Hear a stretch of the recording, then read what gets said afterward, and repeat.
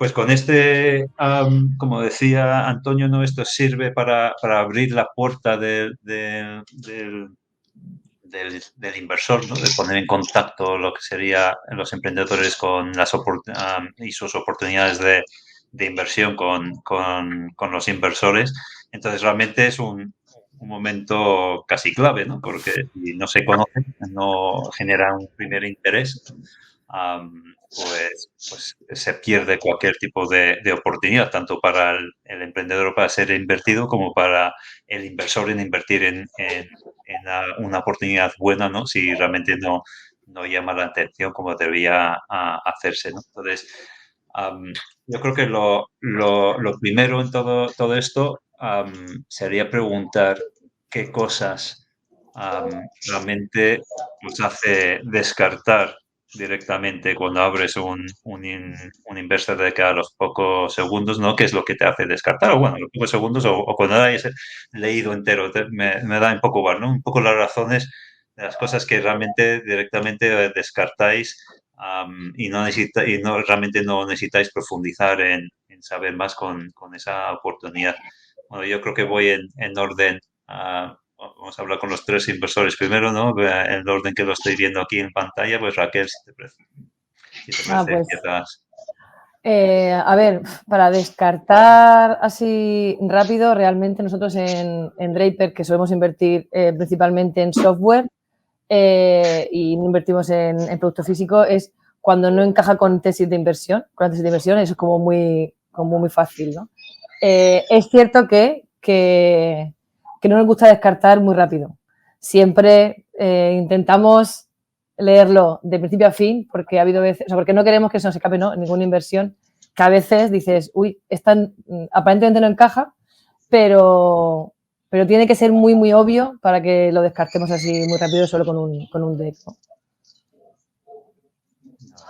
Entonces lo que estás diciendo es que sí que trabaja. Entonces, todos los inversores que recibís los leéis o intentáis leerlo concienciadamente antes de descartar. Pues, a ver, lo que hacemos es, al final, cada uno recibe el Investor Deck del equipo, tenemos en el equipo de inversión, somos 5 personas, y al final cada uno lo lee y lo que sí que hacemos siempre es compartirlo, tanto para decir por qué lo he descartado, como para decir, oye, aquí tengo algo, creo que tengo algo, ¿no? Entonces siempre a mí me gusta decir que utilizamos la inteligencia colectiva y entonces siempre tenemos unas notas mínimas de, oye, mira, esto lo voy a descartar por esto, esto y esto. Y si todo el mundo dice, pues mira, sí, tiene sentido. Luego, bueno, luego está la parte del antiportfolio, bueno, pues que se nos puede escapar. Pero en principio sí que nos gusta compartirlo en equipo, eso sí. Pues ahora te preguntaré más razones por descarte, pero vamos así con Nacho y quitando la parte de que obviamente tiene que encajar con vuestra tesis de inversión. ¿Cuáles suelen ser las razones principales por las que descartáis entrar en más profundidad en una oportunidad de negocio cuando recibís un investor? Pues en mi caso depende de con quién esté analizando el deck y para quién. Es decir, si es para uno de mis vehículos de inversión o es para mi patrimonial. Si es para invertir yo como business angel, lo primero que descarto es el peso. Es decir, si veo que tiene más de 10, 12 páginas, directamente no lo miro. Por falta de tiempo y porque posiblemente me aburra. Si es con uno de mis vehículos de Pinama, como eso va por un proceso más automatizado con un CRM, ahí sí los analistas lo que hacen es, bueno, ya la herramienta directamente te descarta todo lo que está muy fuera de tesis, a no ser que haya venido referido por alguien e incluso estando fuera de tesis, porque la herramienta te permite tener un referido, nos obligamos a mirarlo, pero depende mucho de cómo invierta.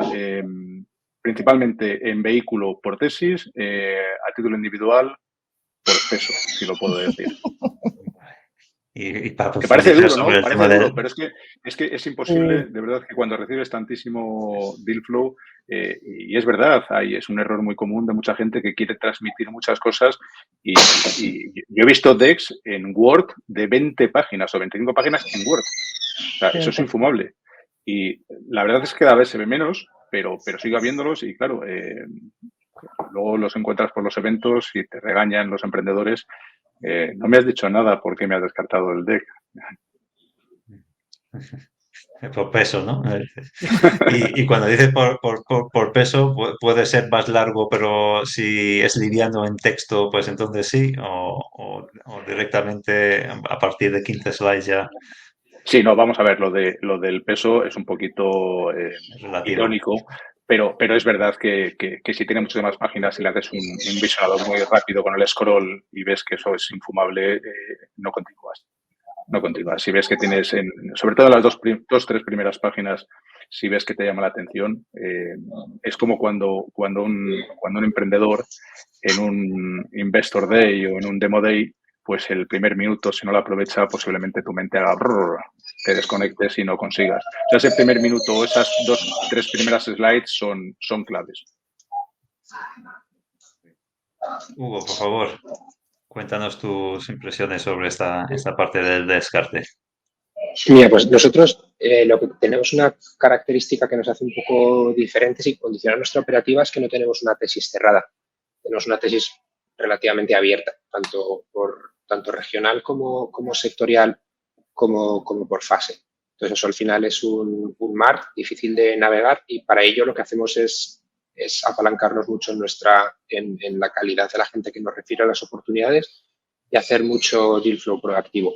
Y para eso tenemos nuestra propia tecnología por detrás que utilizamos para rankear las distintas cosas que vemos. Entonces, en general, el deck nosotros lo utilizamos sobre todo como digamos, como inicio de una conversación cuando el referido es de una calidad alta, ¿no? Pues alguien te presenta una oportunidad, lo primero que dices, déjame ver qué es lo que están haciendo, ¿no? Y aquí me gusta siempre, yo creo que lo resume bien lo que decía Nacho, es ponerte, casi te decir, en el lugar de un consumidor y decir, lo que te mandan, ¿te llama la atención o no te llama la atención? Normalmente menos es más, una cosa más cortita te permite empezar que decidas dedicarle tiempo. Si es mucho, pues como cuando te llaman para hacerte un cambio de proveedor de telefonía, pues dices, no me interesa, claro, esto es muy un rollo, ¿no? Entonces es lo primero. Lo segundo es ver, oye, ¿esto por qué me llega a mí, no? Pero bueno, si el referral es bueno, pues en principio eso ya se resuelve, ¿no? Lo tercero es intentar ver el balance entre cáscara y sustancia, ¿no? Cuando ves que un deck tiene el 80% de números de mercado que están procesados y vuelto a procesar y que en el fondo de lo que están haciendo ellos es muy poquito, eso es una señal muy, muy mala. Y también cuando ves que hay muchos triples. Entonces yo te diría que en nuestro caso el deck es una herramienta útil para centrar el tiro de la conversación y ver si merece la pena que las dos partes dediquemos tiempo a algo, pero cuanto más incisivo, o sea, cuanto más al punto y a la esencia vaya, mejor. Y cuanto más se vaya por los lados, aumenta la probabilidad de que digamos, no, esto no es para mí. Y el ser humano cuando se forma una opinión luego es difícil deshacérsela. Aunque haya motivos objetivos, pero si esto es muy interesante, y de ya, pero no me llamó la atención, no es una temática en la que esté interesado o no, cortas inmediatamente. Eso es cierto. Queremos ser objetivos, pero la primera impresión luego es complicado. Bueno, sí, somos personas, ¿no? La primera y luego, pues, y la segunda, ¿no? También, no solo la primera. Entonces, normalmente funciona hacia lo negativo, además. Entonces, remontar una opinión o una imagen negativa siempre es más difícil que descreditar, ¿no? Una imagen positiva. Entonces, el investor de cómo va a ser la primera aproximación tiene bastante más importancia de lo que a lo mejor en un principio se piensa, ¿no? Yo creo que no solo y ahí entraremos cuando empezamos a ver un poco, que me gustaría preguntaros también sobre más usos o si se va más allá de simplemente la primera toma de contacto, pero sí que creo que como ha mencionado Hugo, ¿no? De la información que se trabaja ahí, se expone ahí, es muy importante. Yo lo que sí creo y sobre todo trabajando sobre el libro y intentar transmitir que poner en un Investor Deck, la verdad que para trabajar bien en el Investor Deck tienes que pensar muy bien todo tu empresa y qué es lo que realmente es importante y qué no, ¿no? Entonces creo que es elaborar un Investor Deck, la verdad que es un ejercicio buenísimo para un equipo fundador, para que se aclaren bien sus ideas y tener claro lo que se tiene que transmitir. Pero fíjate, Iván, ¿no? si me permites, yo creo que un buen emprendedor debería diferenciar, incluso tener dos tipos de investor deck y dependiendo a quién se lo vaya a entregar, sea de una manera u otra, porque como decía antes, no es lo mismo entregarle un investor deck a un business angel que a un VC. ¿Por qué? Porque el VC tiene sus equipos de análisis y sus herramientas que el análisis del deck es muy diferente a un business angel. Un business angel lo que tienes es que de alguna manera contarle un storytelling para que realmente se enamore de tu idea de una manera muy diferente a lo que una lista de un VC lo va a percibir. Entonces yo incluso recomendaría o sugeriría a un investor deck que haga los deberes a quien van, para que no tenga un investor deck para todo el mundo y que lo lance como si fuera munición pesada, sino que realmente haga sus deberes y vea a quién se lo va a dirigir y que lo cambie, porque es que es muy diferente la visión de un inversor individual a un fondo. Sí, bueno, eso sería lo ideal, ¿no? Otra cosa es saber qué es lo que va a querer ver uno o otro, ¿no? Porque ahí también en otros debates, ¿no?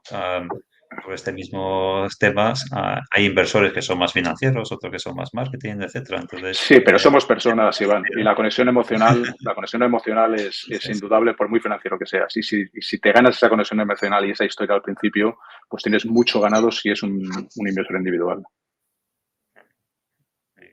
Y tu experiencia, Elisa, tú, bueno, ya llevas muchos años emprendiendo con y sin inversores. Has levantado varias rondas, ¿no? Eso significa que habrás recibido muchos nos, ¿no? Y muchos descartes. Muchísimo. Cuéntanos, a lo mejor, en tu opinión, qué es lo más importante a la hora de abrir puertas, ¿no? Y el uso del InvestorDeck para ese fin.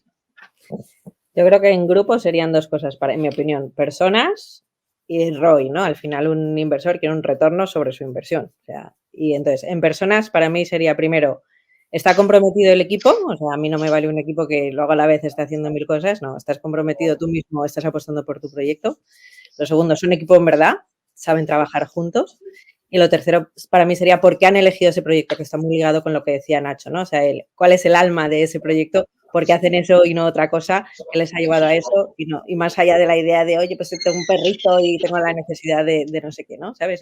Conocen el mercado, tal, o sea, para mí, equipo, eso, ¿no? El por qué, que somos un equipo de verdad y que somos dedicados y que nos vamos a dedicar a este proyecto en cuerpo y alma en los próximos 5 o 10 años de nuestra vida, es muy importante.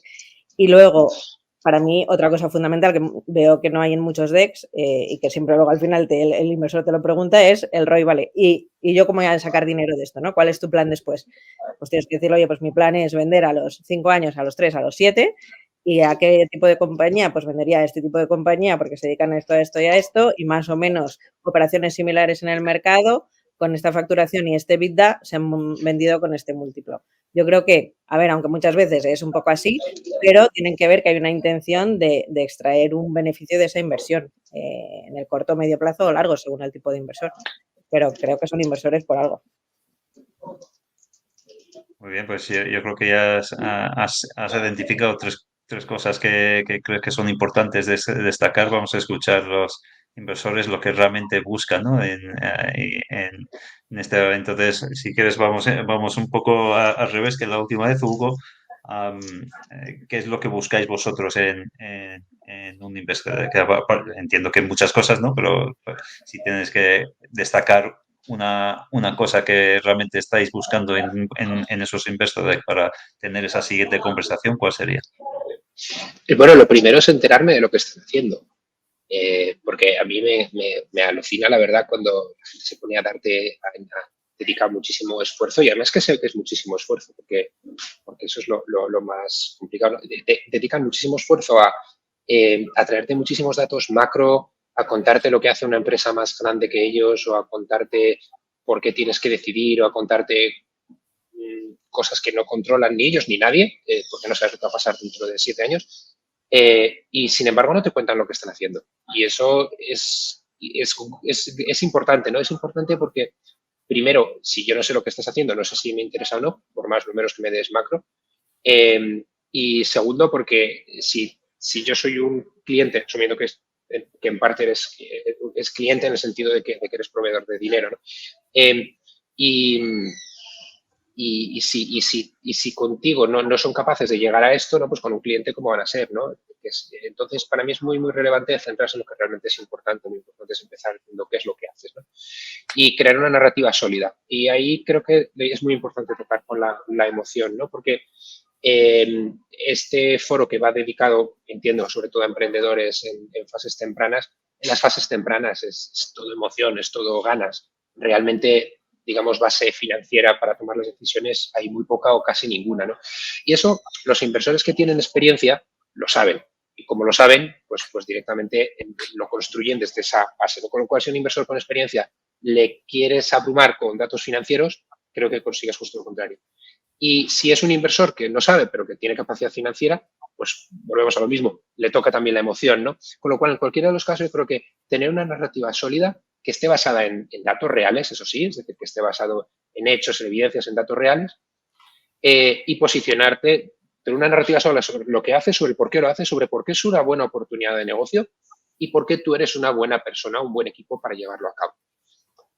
Y esto también me lleva a una cosa que no me gusta en los decks, que es cuando empiezan a caer las flores, empiezan a florearse las últimas slides del deck. Yo tengo un equipo muy experto y muy bien posicionado, rodeado de muchísimos advisors y tal. Entonces, está muy bien, digamos, aportar confianza al inversor que está mirando el deck, pero está todavía mejor si esa confianza se hace sobre la base de las evidencias y no de los logos y de lo ¿no? Entonces, a mí personalmente ese es un estilo que me gusta y en general yo creo que los emprendedores los emprendedores de éxito suelen tener una capacidad comercial relativamente alta, muchos, ¿no? Y esa capacidad comercial también hay que plasmarla en el deck. Y a veces menos es más, y hacer una buena narrativa basada en hechos y posicionándote, creo que es una buena forma de hacerlo. Y Nacho, en tu caso, ¿qué es lo que más destacaría sobre lo que buscas en el Investor Deck? Pues sobre todo, como dice Hugo, claridad, porque muchas veces que falta claridad en los decks. Yo encuentro muchas veces demasiado tecnicismo. Date cuenta que los inversores no sabemos de todo. Es decir, somos personas normales, que hay veces que nos cuesta mucho saber qué nos están enseñando. Entonces, aterrizar esas ideas un poquito a un idioma más claro. Incluso voy más allá. Fíjate, últimamente cada vez veo más porcentaje de decks en inglés. Y yo creo que es un error.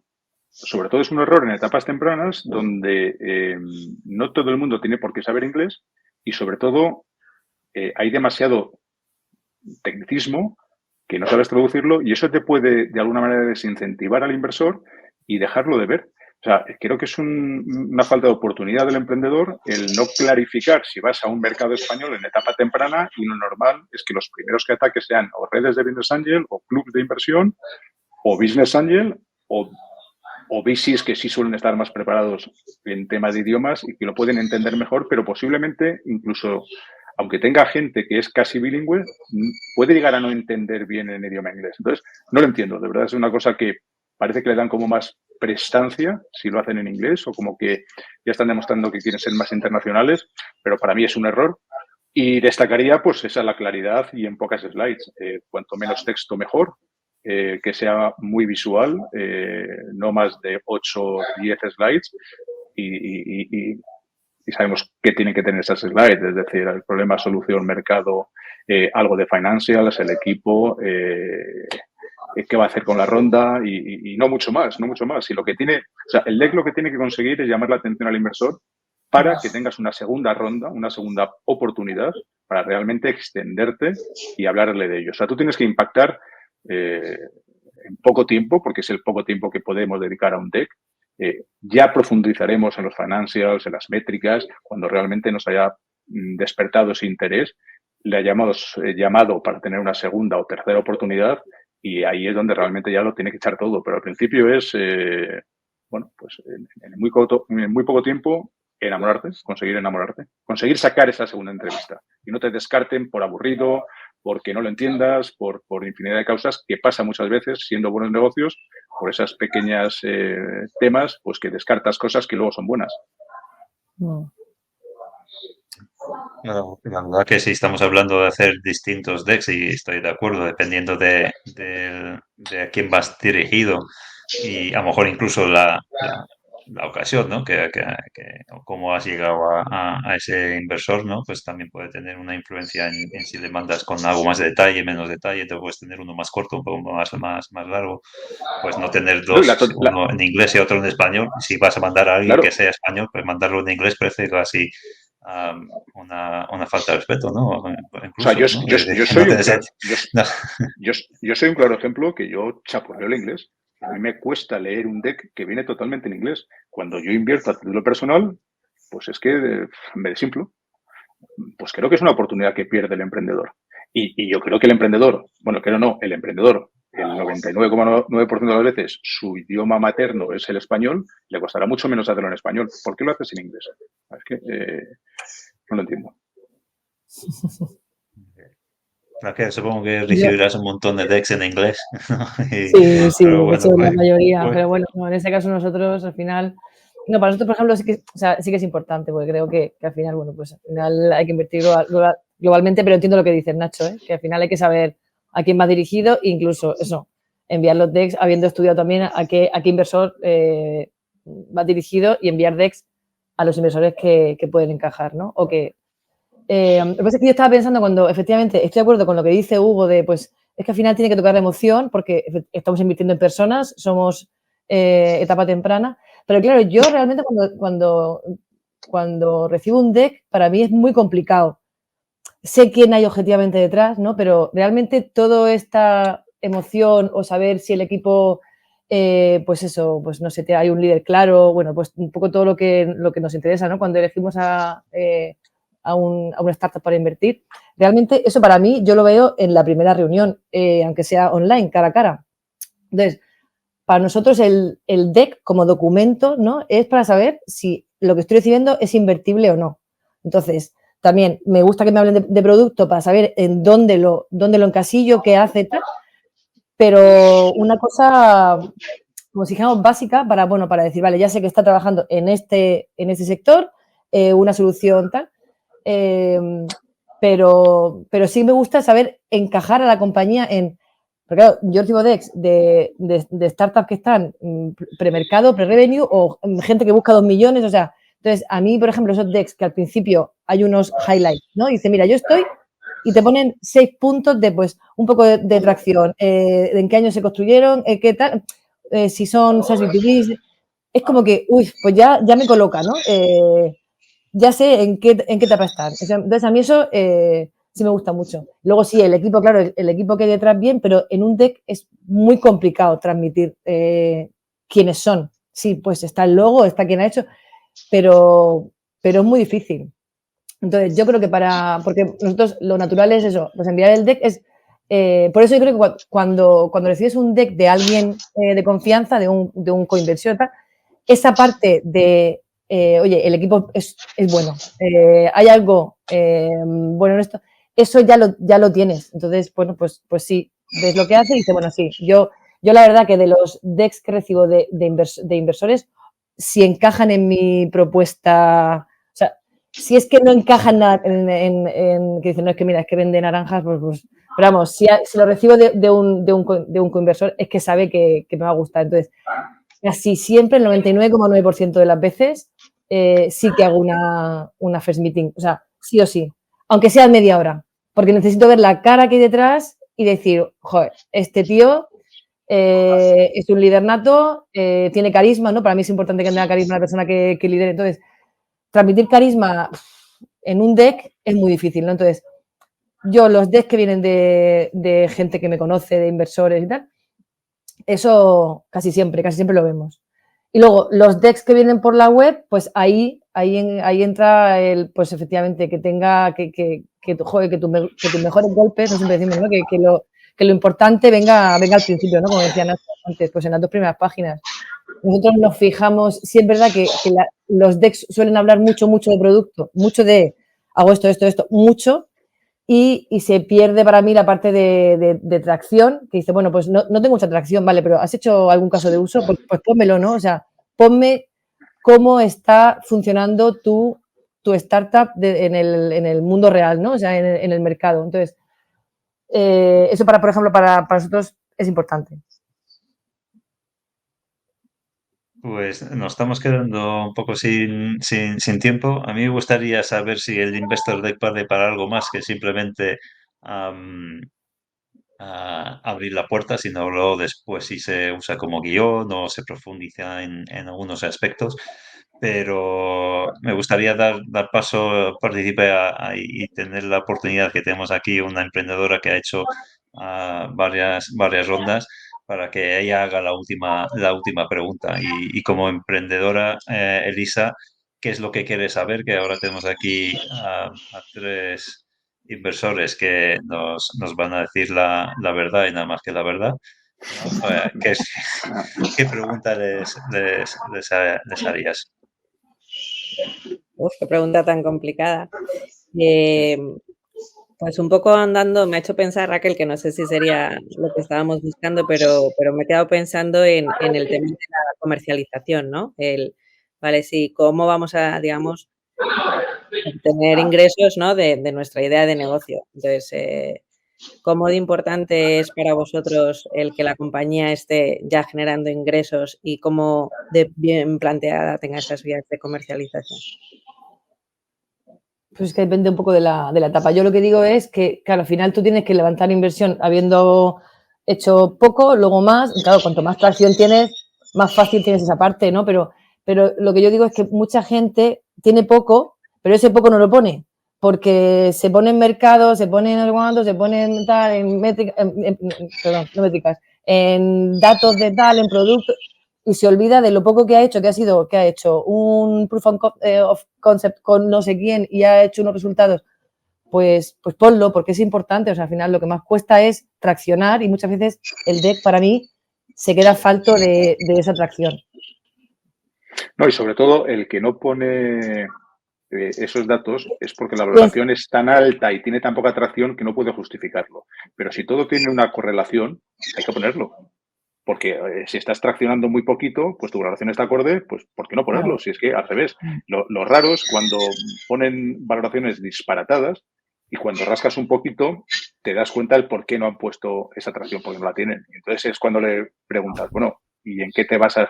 Entonces ya empiezan a tocar el violín, intentan justificarlo y pasa lo que pasa. Hugo, vosotros, ¿qué nos podéis decir sobre la importancia de la atracción? Depende del sector, depende del producto, depende del equipo. Hay equipos con productos que sabes que se van a vender, o sea, sabes que si sales a la calle al colegio con pasteles, sabes que los van a comprar los niños. Y hay gente con capacidad de poner las cosas, de generar, o sea, depende de la capacidad de ejecución del equipo y depende digamos, lo creíbles que sean los canales, ¿no?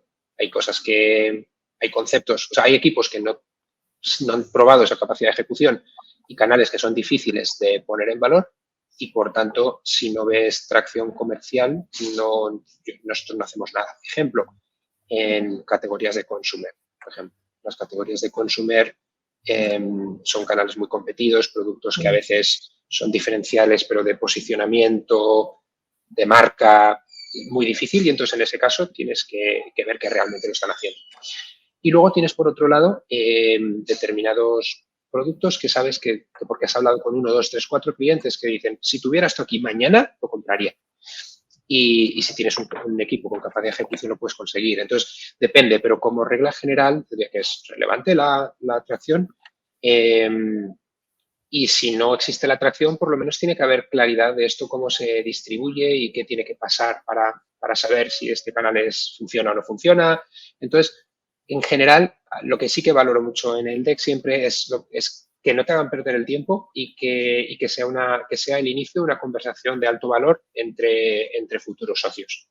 Pues todo lo que sea centrar el tiro en eso y no tocar el violín, no irse por los lados, ir directamente al punto, todo lo que sea eso es fenomenal. Y si no hay tracción, pues no hay tracción, no pasa absolutamente nada. Pues que si no tienes tracción en un sector que es competitivo, que es muy competido, pues hombre, al final acabas reduciendo la pregunta del inversor en torno a tu capacidad de ejecución, ¿no? Y en ese caso, pues no tiene sentido darle muchas cifras de mercado. Es mejor que vayas tú y hables con el inversor y lo convenzas día a día. Y a veces el deck tiene que ser también dinámico porque entras en contacto inicialmente con alguien, pero o lo vas siguiendo en el tiempo. Pues tienes que mostrar esa foto, que no sea una foto fija, sino una foto de evolución, ¿no? Muchas gracias. Yo me quedo como ha salido el tema de tracción y además has mencionado la capacidad de ejecución. Yo creo que para cerrar esta mesa me gustaría comentar algo que me quedó mucho, que es compañero de Raquel, de Enrique Penichet, cuando estuvimos hablando porque le tocó a él la parte de tracción en lo que es el ebook. Y decía que la atracción lo que demostraba era la capacidad de ejecución del equipo. Entonces, es que nunca lo había pensado de esa forma, ¿no? Entonces, y eso va como lo que dice Nacho, ¿no? Aunque hayas hecho poco, pues ese poco te muestra un poco la capacidad del equipo. Entonces, bueno, pues yo creo que yo lo que recomiendo ahora siempre a los que preguntan la parte de tracción es que si tienes poca tracción, porque todavía estás en esa, lo que tienes que demostrar es que qué cosas habéis hecho que demuestra que el equipo realmente es capaz de hacer grandes cosas y a lo mejor viene en la parte de antes de empezar el emprendimiento porque has hecho cosas muy importantes, ¿no? En tu Sí, tu aquí pasado yo sí que... profesional, ¿no? Entonces, Sí, perdón, Hugo. Aquí un punto que sí que quería resaltar es que muchas veces como emprendedor te encuentras en una situación de chicken and egg, ¿no? De que empiezo antes el huevo o la gallina. Y ahí lo que yo creo y mi recomendación siempre, porque yo soy un emprendedor de Venture Capital, he creado una gestora, he levantado 4 fondos y empezar es muy complicado y a veces es una cuestión de masa crítica. Es decir, no puedes empezar con un fondo de 4 perras porque no eres capaz ni siquiera de pagarte estructura, salvo que sea un hobby para ti, ¿no? Y lo mismo pasa con los emprendedores, que es cuando están dinero para crear tracción y tracción para captar dinero. Y en esos casos muchas veces se enfrentarán al dilema de que tendrán que enfrentarse a la realidad de que tendrán que ver si son capaces de generar evidencias y tracción sin dinero o con muy poquito dinero y tendrán que enfrentarse a esa realidad. Y creo que es mejor enfrentarse a esa realidad y abordarla directamente que no alargar una agonía, a veces intentar volver a dar una vuelta al deck y otra vuelta al deck y otra vuelta al deck. El problema no está en el deck, el problema está en lo que hay de subyacente, ¿no? Y eso sí que es digamos, lo que yo diría no un consejo, pero sí un poco una guía que yo creo que es muy relevante. Es reconocer esta situación lo antes posible y no intentar irse por las ramas cuando la encuentres. Pues muchas gracias a todos, Raquel, Nacho, Hugo, Elisa. Gracias por participar y bueno, vamos a cerrar el debate sobre el Investor Deck y nos vamos a la siguiente.